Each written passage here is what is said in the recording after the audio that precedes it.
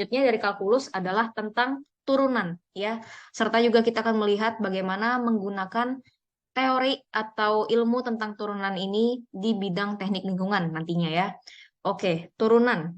Ketika teman-teman SMA ya, kemarin kemudian juga ataupun dari teman-teman ada beberapa yang SMK yang mungkin juga sudah menyinggung tentang turunan ini, teman-teman diberikan oleh pengajar atau guru aturan turunan gitu ya. Misalnya bila ditanyakan turunan dari eh, 5x gitu ya.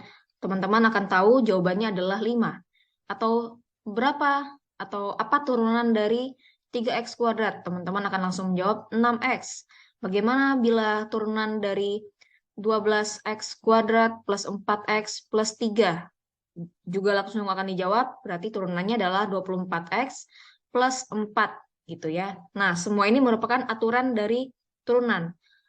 Tapi dalam materi kalkulus kali ini, kita nggak akan serta-merta belajar sama dengan SMA, di mana kita akan langsung mempraktekkan aturan-aturan dari turunan seperti contoh-contoh tadi. Kita akan mulai mempelajari dari konsep dasar atau definisi dasar dari turunan itu sendiri, ya. Jadi, turunan itu merupakan sebuah bagian dari ilmu kalkulus diferensial, teman-teman ya. Apa itu kalkulus diferensial? Kalkulus diferensial adalah kalkulus ya atau ilmu kalkulus, ilmu dalam matematika yang mempelajari tentang perubahan suatu fungsi, termasuk di dalamnya soal turunan, termasuk fungsi itu sendiri dan juga tentang limit. Jadi fungsi, limit, turunan itu adalah bagian dari kalkulus diferensial. Dan mereka bertiga ini sangat berkaitan satu sama lain. Ya, jadi nanti kita akan mengetahui dan akan melihat bagaimana rumus atau konsep dari fungsi limit turunan ini akan menjadi satu kesatuan. Oke, nah ketika ditanya, apakah definisi turunan itu? Turunan tentunya bukan sesuatu yang sifatnya makna sebenarnya ya, seperti dalam kehidupan sehari-hari, misalnya turunan jalan atau turunan satu bidang, enggak. Jadi dalam kalkulus atau matematika itu sendiri, turunan merupakan atau didefinisikan sebagai perubahan laju dari suatu fungsi. Ya, sekali lagi, turunan adalah perubahan laju dari suatu fungsi. Gitu. Oleh karena itu, teman-teman ketika sebelum diberikan materi tentang turunan ini, terlebih dahulu ya, sebelum UTS kemarin, teman-teman sudah banyak sekali membahas atau belajar ya bersama Bu Wilma tentang fungsi, fungsi aljabar, fungsi trigonometri, fungsi-fungsi yang lain atau jenis-jenis fungsi yang lain, juga tentang limit gitu ya. Karena itu semua membahas soal perubahan laju suatu fungsi ya, yang merupakan bagian dari kalkulus diferensial tadi. Nah, ketika kita berbicara soal perubahan ya, perubahan gitu. Kita teringat atau kita akan identik dengan suatu simbol yang dinamakan apa ini segitiga delta ya, delta. Misalnya ketika kita belajar fisika gitu ya, delta T berarti T adalah waktu. Waktu akhir dikurang waktu awal. Misalnya di sini ya delta T. T2 min T1 atau delta V, delta volume. V2 min V1. Jadi kondisi volume akhir dikurang kondisi volume awal. Gitu ya. Itu soal perubahan atau delta. Nah, bagaimana ketika dalam matematika, apakah teman-teman mengingat ketika teman-teman duduk di bangku SMP ataupun mungkin SD terakhir ya, teman-teman diperkenalkan suatu istilah yang disebut sebagai atau yang dituliskan dengan simbol huruf M. Apa itu M? M adalah gradien atau kemiringan ya, di mana rumusnya adalah delta Y per delta X. Gitu. Apakah delta Y dan delta X itu? Yang tidak lain tidak bukan adalah nilai dari titik koordinat ya, bukan nilai, titik koordinat. Di mana delta Y sebagaimana konsep dari delta itu sendiri adalah 2 dikurang 1, akhir dikurang awal. Maka delta Y di sini adalah Y2, saya hapus dulu ini kecoret. Y2 dikurang Y1, ya kan? Titik koordinat Y yang kedua dikurang titik koordinat Y yang ke-1. Begitupun dengan X. X2 dikurang X1. Inilah rumus gradien atau simbol hurufnya kita kenal sebagai M ya. Perubahan titik koordinat untuk mencari nilai kemiringan atau nilai slope suatu fungsi ya pada bidang koordinat Cartesian. Nah, teman-teman, secara konsep ya, secara definisi, dan ketika definisi itu dituliskan dalam satu rumus, turunan, terutama turunan pertama, itu adalah nilai M itu sendiri. Ya, ini turunan pertama ya, soalnya aksennya cuma satu nih. Adalah nilai M itu sendiri. Seperti itu. Oke, maka ketika dibawa ke rumus yang ini, ya, bisa juga dituliskan bahwa turunan pertama ya, turunan pertama adalah nilai M tadi delta Y per delta X.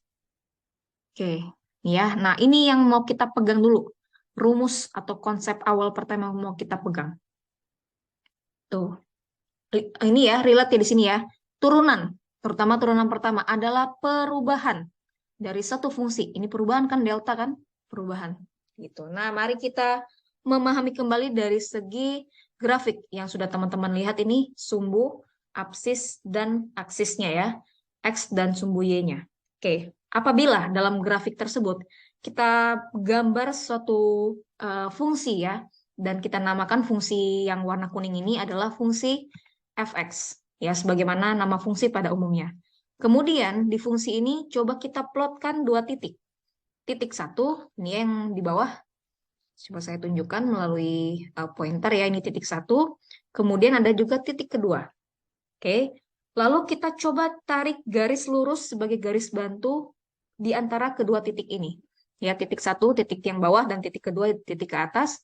Tujuannya buat apa? Nanti kita lihat ya bagaimana si garis bantu ini, dan nanti ada garis bantu juga untuk melihat bagaimana nilai M atau perubahan ini bisa dipahami melalui si grafik ini ya.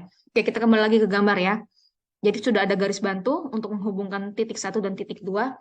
Nah, kemudian kita lihat kembali nih, fokus ke titik satu, di mana titik satu ini adalah atau memiliki koordinat X, Y-nya ya, seperti ini misalnya ya, di mana nilai X-nya seolah-olah disimbolkan sebagai X ya, X itu sendiri kita belum pakai angka ya supaya dapat dulu nih pemahaman dasarnya, dan nilai Y-nya adalah nilai fungsi itu sendiri karena titik ini melalui fungsi fx. Oke, maka kalau kita buat koordinatnya, titik koordinatnya, titik-titiknya adalah ini. X-nya adalah X, Y-nya adalah fx. Ya kan? Seperti ini. Oke, nah sekarang bagaimana dengan titik yang kedua ini? Kita sebelum melihat bagaimana koordinat ini, ya kita coba atau harus menggunakan garis bantu. Oke, kita nggak tahu kan koordinat titik ini kan. Makanya supaya tahu kita harus menggunakan garis bantu untuk juga tetap bisa relate kepada koordinat yang pertama ini, titik pertama ini. Garis bantunya seakan-akan seperti ini. Ya, teman-teman lihat di sini yang bukan titik-titik dan disimbolkan sebagai huruf H. Oke, jadi untuk menarik garis bantu H ini, titik pertama kemudian lurus ya atau searah dengan titik yang kedua. Nah, ketika sudah demikian, coba diplotkan kembali ya koordinatnya, lalu didapatkan koordinat X-nya adalah X tambah H. Ya, paham dari sini ya, X tambah H. Dan begitupun nilai koordinat daripada titik koordinat daripada Y-nya. Fx ditambah H kan, yang merupakan garis bantu. Oke, sudah didapatkan nih, atau sudah ditarik nih koordinat daripada titik kedua. Maka, kalau mau dibuat seperti ini yang titik pertama, koordinatnya adalah X plus H, ya kan, koma F. X plus H. Gini kan? Ya, X plus H, Fx plus H. Oke, nah kita keep inilah titik-titik koordinatnya. Oke, kemudian setelah kita mendapatkan nih titik koordinatnya, kita akan coba untuk membawa titik-titik koordinat tersebut kepada rumus yang ini tadi. Rumus atau konsep daripada turunan itu sendiri. Gitu ya. Bagaimana caranya? Nah, titik koordinat ini kita dapatkan sebagai ini kan. Nah, X1, Y1,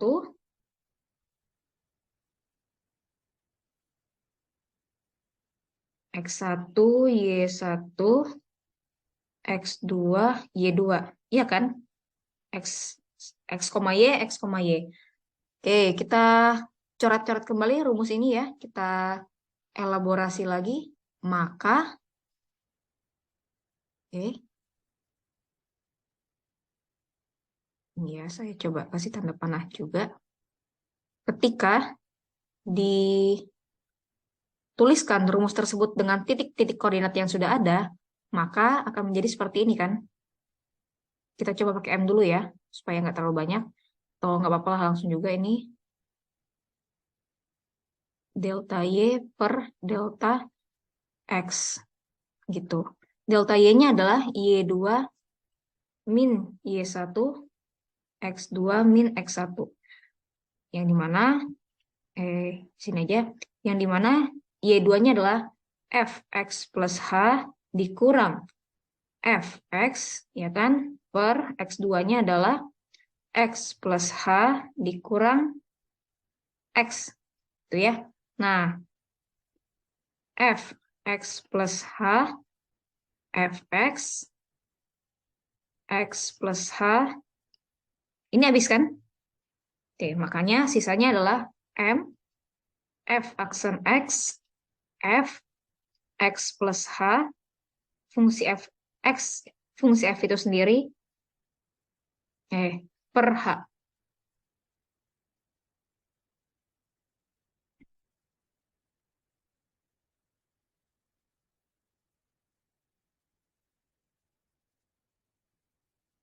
Ini ya.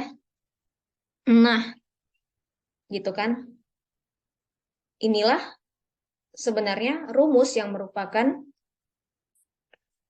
tulisan atau konsep dasar daripada definisi turunan itu sendiri. Perubahan, ya, laju suatu fungsi. Fungsi yang paling umum adalah fungsi fx. Itu, oke. Nah, kita lanjut ya.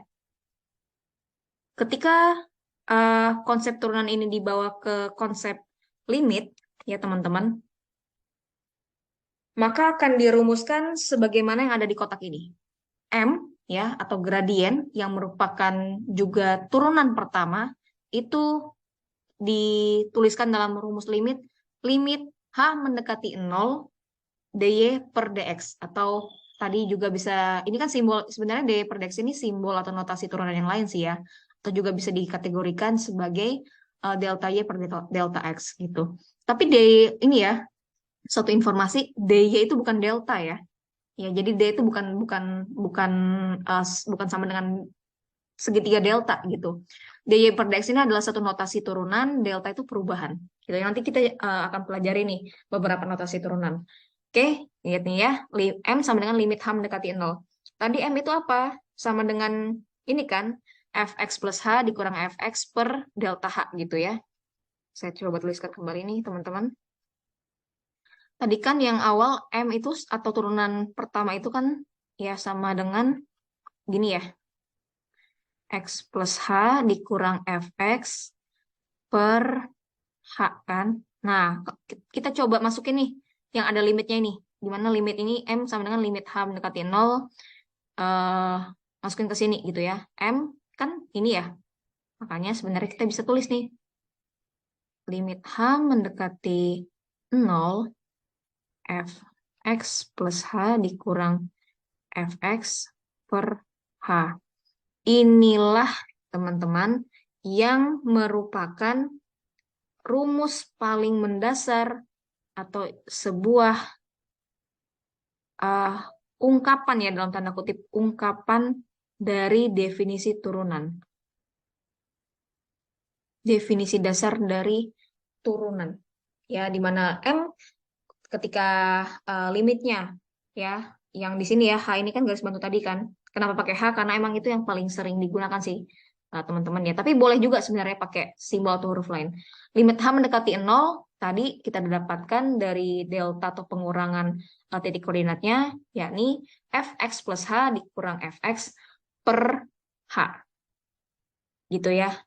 Jadi inilah asal-usul atau rumus paling mendasar dari aturan-aturan turunan yang teman-teman sudah kenal sejak SMA. Kenapa kalau 5x turunannya menjadi 5? Kenapa x kuadrat turunannya menjadi 2x? Kenapa 13x kuadrat ditambah 5x turunannya menjadi 26x plus 5? Gitu. Semua tuh berawal dari sini. Ya, dari rumus ini. Gitu ya, yang merupakan perubahan dari satu laju fungsi. Oke, kita keep rumus ini ya. Ingat, limit H mendekati 0, fx plus H dikurang fx per H. Gitu. Oke, kita coba nih masuk ke contoh soal. Ada beberapa contoh soal, coba kita membahas beberapa dulu aja sih ya sebelum kita masuk ke teori yang lain. Yang pertama, tentukan turunan atau f-aksen. Turunan pertama dari fungsi-fungsi yang ada, 5x, 12x plus 6, x kuadrat.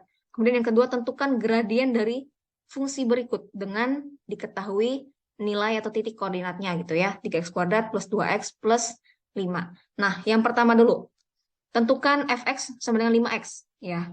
Coba ketika kita langsung pakai aturan yang sudah kita pelajari, yang sudah teman-teman pelajari saat SMA dulu, akan sangat mudah kan menentukan 5x adalah turunan pertamanya 5.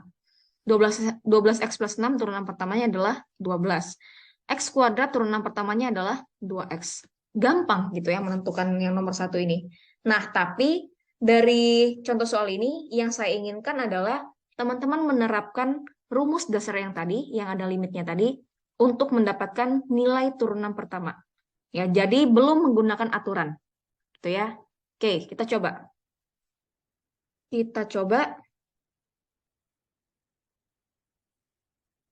Kita tambahkan dulu slide-nya beberapa.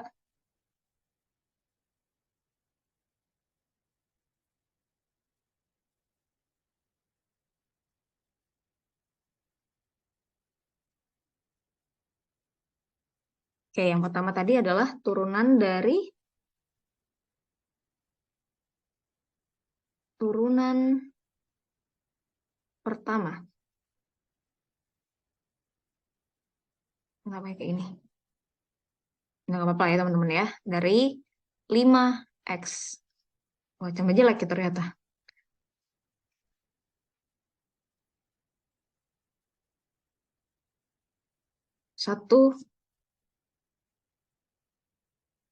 5x. Y seperti ini sebentar.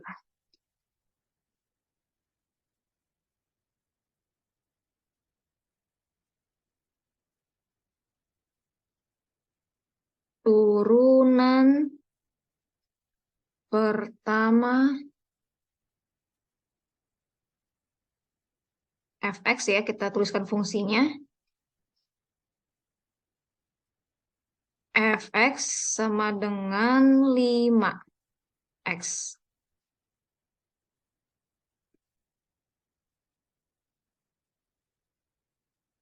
Fx sama dengan 5x. Oke? Tadi kalau kita pakai aturan, ingat langsung 5 kan? Nah, bagaimana kalau kita pakai rumus awal atau rumus yang merupakan definisi dasar turunan? Yaitu M, kenapa ini jelek sekali saya ini ya? Saya kayaknya pakai yang un slideshow aja ya teman-teman ya. Supaya juga memudahkan Discord. Nah, kita pakai ini aja deh. Nggak ada coret-coretnya, jadi kurang enak dilihat. Yang pertama tadi fx-nya adalah 5x ya. Bagaimana nilai fx-nya?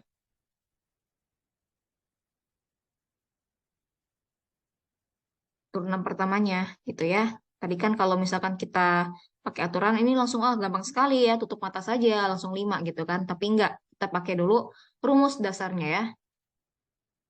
Nah, oke. Coba jawab.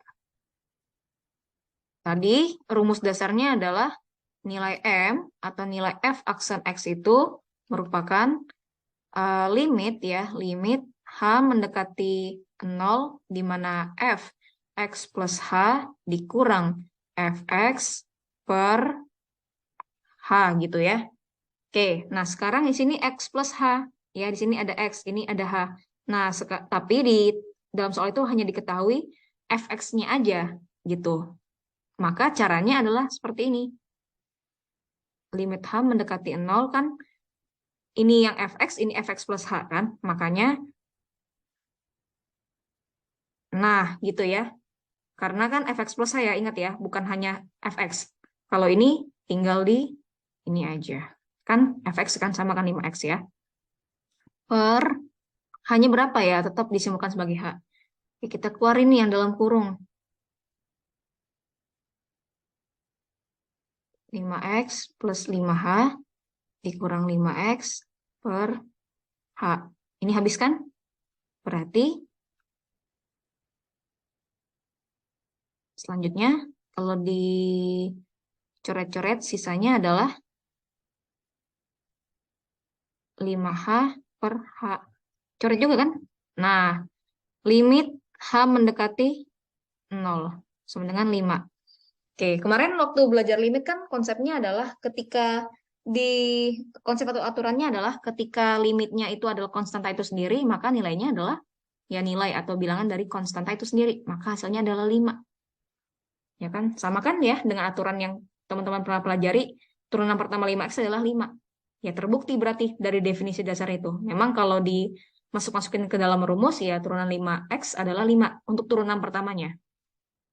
Oke, itu ya. Nah, bagaimana yang ini dulu, yang B ya, 12x plus 6. Yang B, 1B. Fx-nya adalah 12x plus 6. Bagaimana nilai f aksen x-nya? Turunan pertamanya, kita jawab lagi ya. Jawab. Oke, sudah mulai familiar ya, sudah mulai agak hafal bahwa turunan pertama sebagai gradien itu adalah rumus dasarnya adalah f x plus h kecoret f x plus h dikurang fungsi fx per h gitu ya. Di sini x plus h, tapi yang diketahui adalah ingat 12x plus 6. Jadi beda ya. Ini akan berlaku kalau dimasukin ke yang fx ini karena sama-sama fx kan, tapi ini fx plus h. Tuh. Nah, tapi kita lupa, kita kurang nulis limitnya. Ya, ketinggalan limitnya teman-teman. Semoga nanti teman-teman sebenarnya sudah ini ya, sudah ngeh gitu loh. Tadi Bu Feni ada yang kekurangan nih nulis limitnya. Ya gini ya. Nah, ini ingat tadi fx tapi ini fx plus h. Sehingga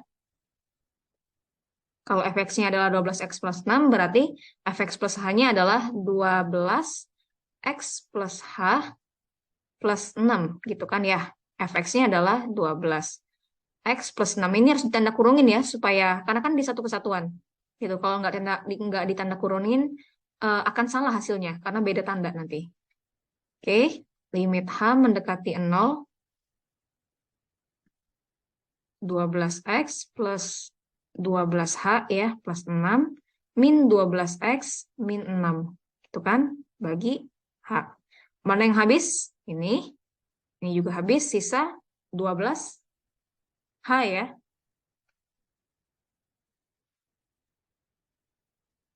Limit h mendekati 0, 12h. Set. Sama tadi kayak ini kan, sama kayak tadi kan. Limit h mendekati 0 untuk satu konstanta, maka nilainya adalah konstanta itu sendiri. Gitu. Coba cek dengan aturan turunan yang sudah teman-teman pelajari waktu SMA. 12x plus 6, ini kan penjumlahan ya. Berarti kalau misalnya aturan penjumlahan kan turunan dari masing-masing nilai itu baru dijumlahkan atau ya kurang dijumlahkan ya sesuai tanda. Itu kan aturan penjumlahan. Karena ini penjumlahan berarti nanti kita jumlahkan juga. Tapi kita harus turunkan dulu satu persatu kan.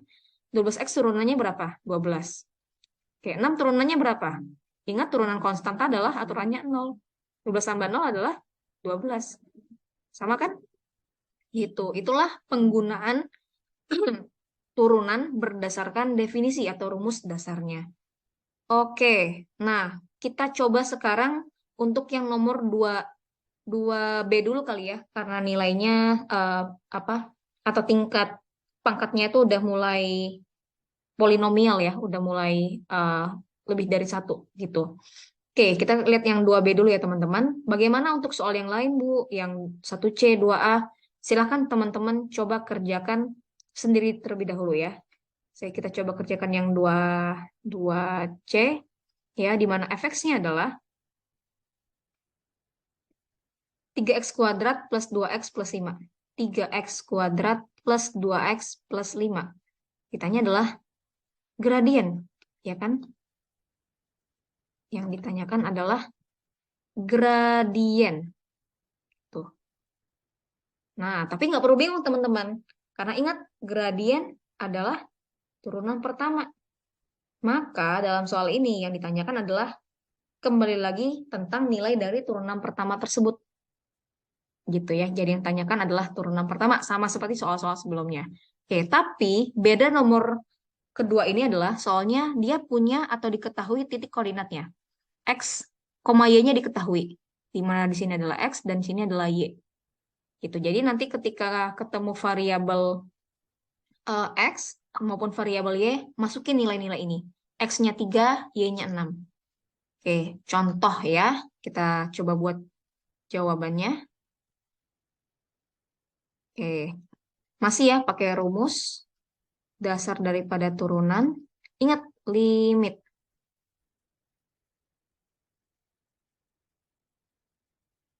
Fx plus H dikurang Fx per H. Limit H mendekati 0. Boleh nggak sih Bu, jangan H, saya suka huruf S. Boleh, boleh silakan. Tapi memang saya coba mengadopsi ilmu-ilmu yang sudah sering digunakan. Jadi harapannya ketika nanti teman-teman googling, ya memang akan ketemu banyak rumusnya H mendekati 0 gitu loh. Mungkin ada juga tapi beberapa yang pakai P mendekati X atau S mendekati apa gitu ya. Itu cuma simbol aja sih teman-teman ya. Oke, limit H mendekati 0, Fx plus H min Fx per H, rumus dasarnya. Kita masukkan kemudian fungsinya. Ya, berarti dalam hal ini 3x plus H kuadrat plus 2x plus H plus 5, gitu kan? Baru ini 3x kuadrat plus 2x plus 5. Oke, gitu ya. Per H. Oke, panjang? Yes, panjang teman-teman. Tapi nggak apa-apa, kita jangan langsung menyerah dulu karena melihat sesuatu yang panjang-panjang ini ya. Oke, coba kita keluarkan nih, atau kita kuadratkan. 3x plus H kuadrat, berarti pakai rumus A plus B kuadrat, X kuadrat plus 2XH plus H kuadrat. Gitu kan? Ditambah 2x plus H ditambah 5 dikurang 3x kuadrat plus 2x plus 5 per H. Limit H mendekati 0. Kita coba kalikan ke dalam ya, berarti 3x kuadrat plus 6xh plus 3h kuadrat plus 2x plus 2h plus 5. Nah, kalikan nih nilai minusnya ya. Harus dikalikan supaya jangan salah. Oke, itu kan dalam kurung ya soalnya. Nah, coret apa yang bisa dicoret? Habis. Apalagi nih? 2x habis. 5 habis. Ya, masih ada? Sepertinya sudah ya. X plus H. Oke. Berarti sisanya adalah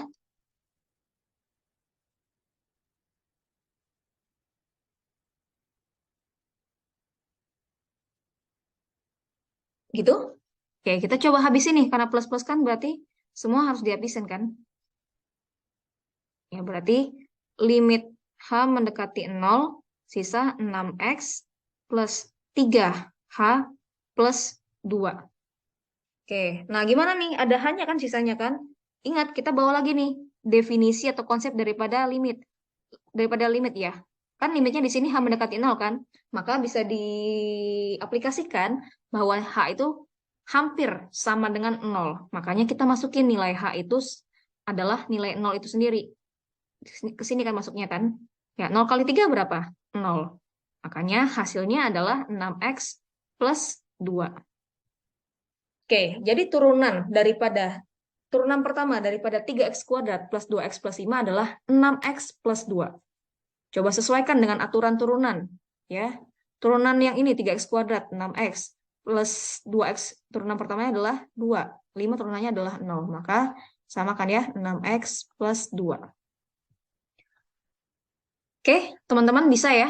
Bisa kok pasti. Saya yakin teman-teman bisa, asal jangan menyerah dulu di tengah jalan. Karena udah ngeliat, aduh panjang gitu. Siapa tahu berhasil ya. Jadi nggak boleh pesimistis duluan. Bisa kok ya, bisa, ini konsep-konsep dasar.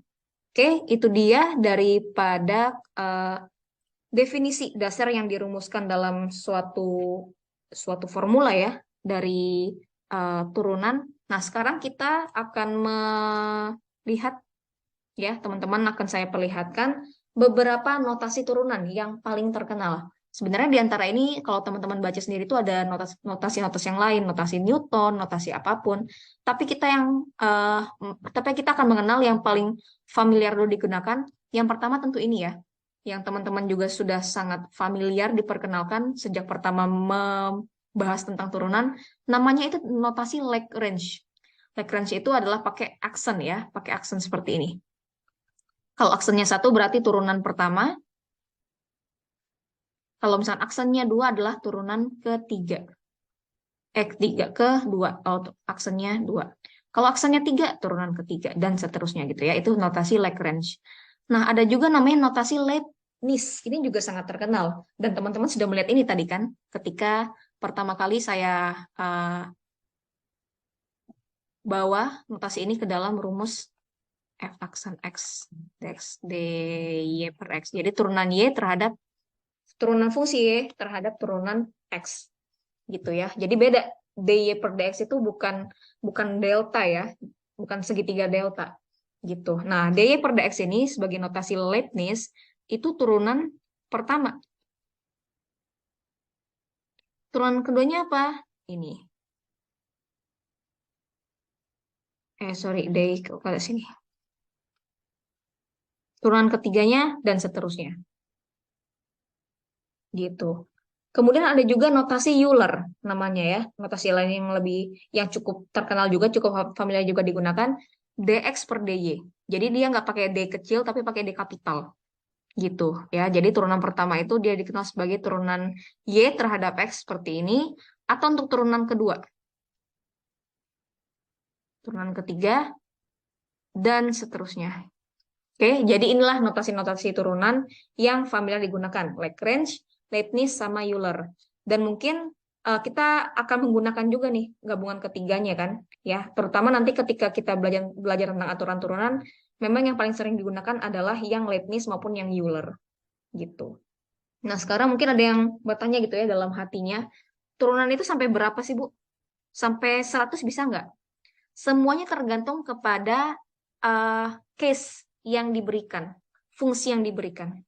Gitu. Kalau misalnya diberikannya fungsinya itu kayak tadi ya 3x kuadrat plus 4x plus 5, ya kita coba nih. Kita pakai notasi apa namanya? Lagrange dulu ya. Turunan pertama berarti M plus 4 gitu kan. Bisa diturunkan lagi nggak? Bisa. 6. Bisa lagi diturunkan lagi nggak? Bisa. 0. Gitu. Jadi tergantung case-nya, teman-teman. Artinya, ketika kita melihat case di sini, berarti semakin tinggi pangkatnya, semakin banyak juga turunannya. Gitu. Oke, itu tentang notasi turunan. Nah, setelah notasi turunan, kita akan masuk untuk melihat beberapa teorema yang merupakan aturan dari turunan. Ya, kita akan lanjutkan ke turunan, ya masih membahas tentang turunan, tapi kita akan mengetahui kembali kalian memflashback bagaimana atau apa saja teorema tentang turunan, atau yang lebih familiar kita kenal sebagai aturan-aturan dalam turunan, ya. Operasi turunan, apakah penjumlahan, perkalian, pembagian, pengurangan, kemudian apakah turunan itu ada sandingannya dengan konstanta atau bilangan yang berdiri sendiri, dan sebagainya, gitu. Oke, yang pertama teoremanya adalah tentang aturan fungsi konstan, disebut sebagai teorema aturan fungsi konstan, di mana bila suatu fungsi diketahui hanya terdiri dari satu bilangan konstanta atau bilangan yang berdiri sendiri, maka turunan pertamanya atau f-aksennya adalah nilai k atau nilai bilangan itu sendiri, ya.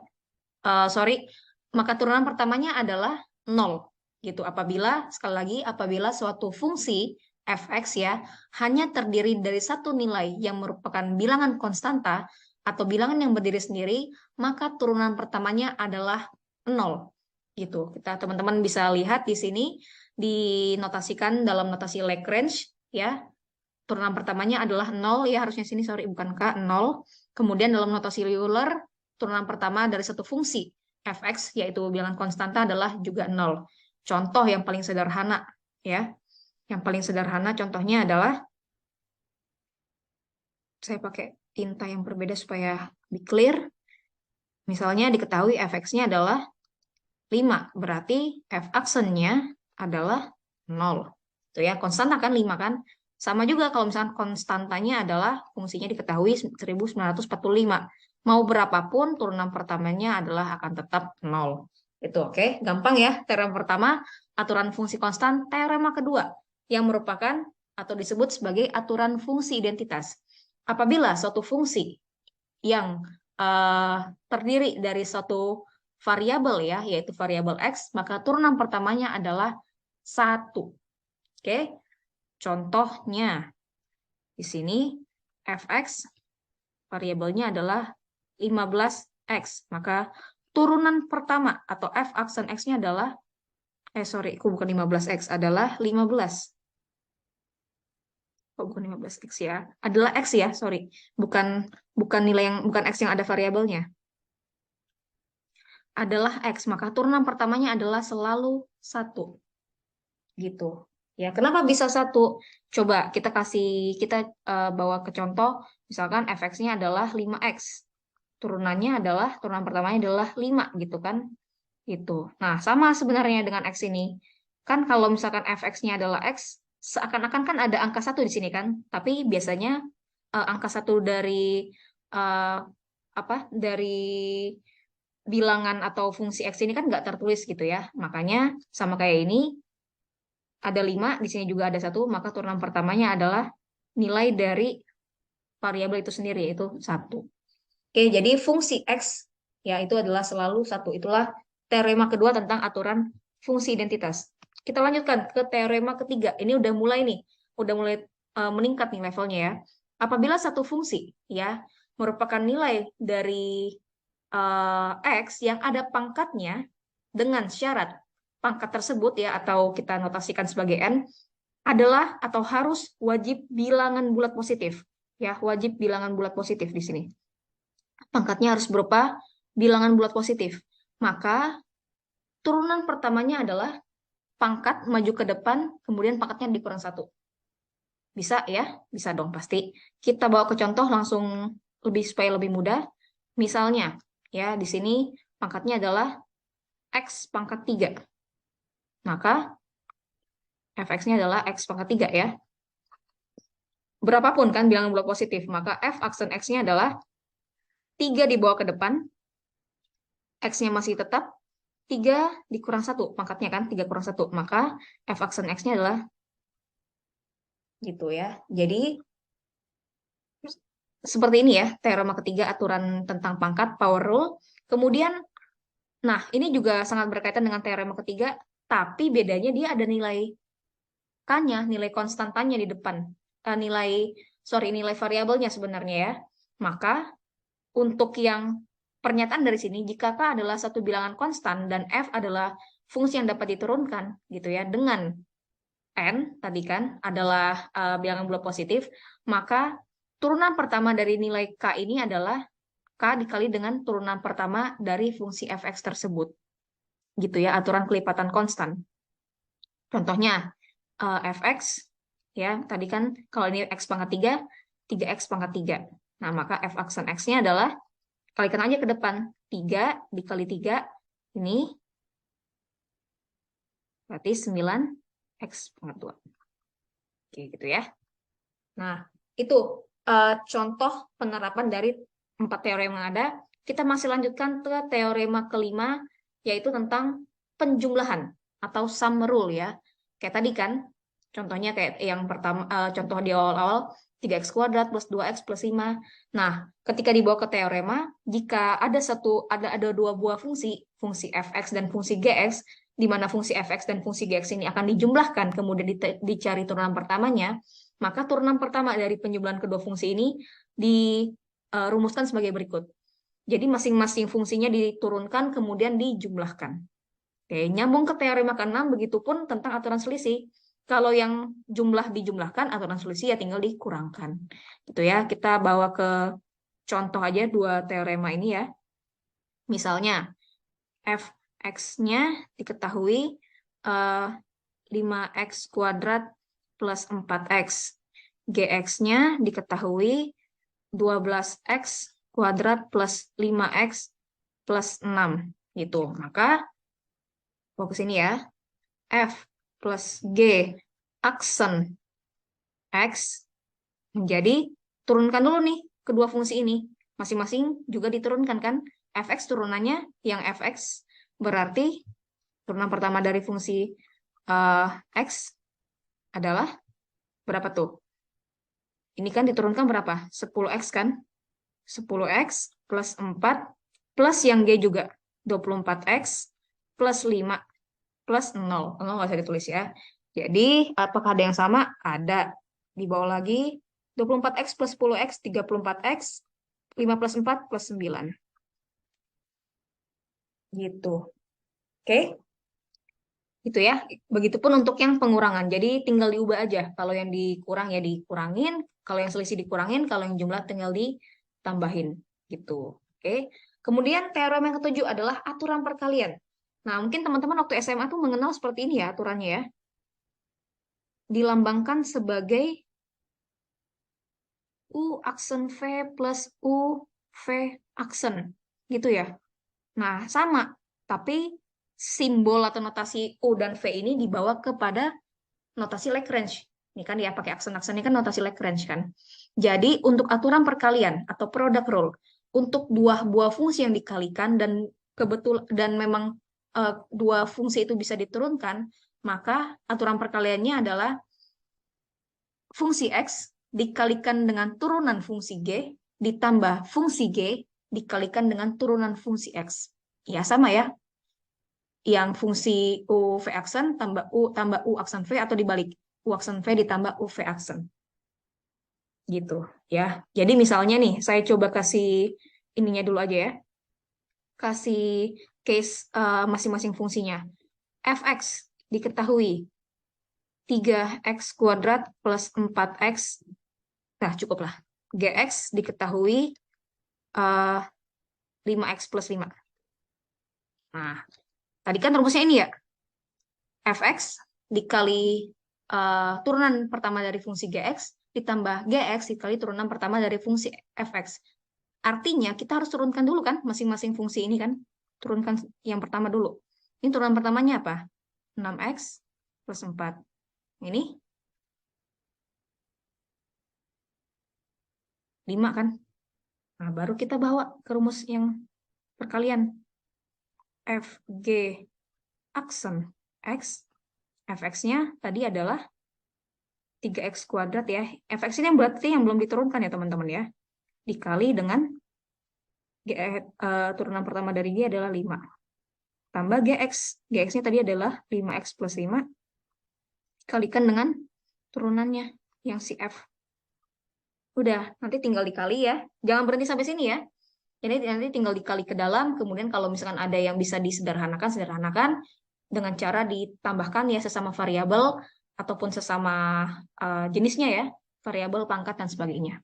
Jadi ini teman-teman bisa ya mengerjakan. Dan satu lagi adalah teorema ke-8 ini harusnya ya. Teorema tentang pembagian. Bukan teorema ke-7 nih, teorema ke-8. Tadi perkalian, sekarang temennya atau lawannya adalah pembagian atau quotient rule. Gitu. Teman-teman pasti waktu SMA belajarnya adalah U aksen V min U V aksen per V kuadrat. Gitu ya. Kembali lagi itu sama. Sama dengan rumus ini. Ini kurang aksen nih, sorry. Tapi tadi saya bilang bedanya ini hanya dinotasikan ke dalam notasi Lagrange ya. Di mana apabila dua buah fungsi dan kedua fungsi tersebut bisa diturunkan, maka untuk rules atau aturan pembagiannya adalah seperti ini. Jadi fungsi gx dikalikan terlebih dahulu dengan turunan pertama fungsi fx dikurang fungsi fx ya, dikalikan, ini nggak ada aksennya harusnya, dikalikan dengan turunan pertama fungsi gx per fungsi gx kuadrat, tidak diturunkan. Ya, ini tidak diturunkan. Oke, jadi bukan aksen ya, ini kuadrat nih, bukan aksen 2. Jadi benar-benar murni daripada fungsi gx. Contoh, tadi fx-nya adalah 3x kuadrat plus 4, gx-nya adalah 5x plus 5.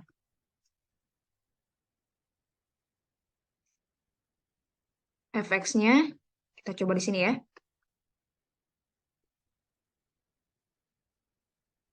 fx-nya 3x kuadrat plus berapa tadi? Plus 4x, 5x plus 5. Gx-nya 5x plus 5, di mana f aksen x-nya adalah 6x plus 4, g aksen x atau turunan pertama dari g adalah 5. Ya kan? Nah, makanya ketika dibawakan ke rumus pembagian seperti ini ingat ya, itu ada si aksennya. Rumus atau sorry, fungsi g berarti 5x plus 5, 5x plus 5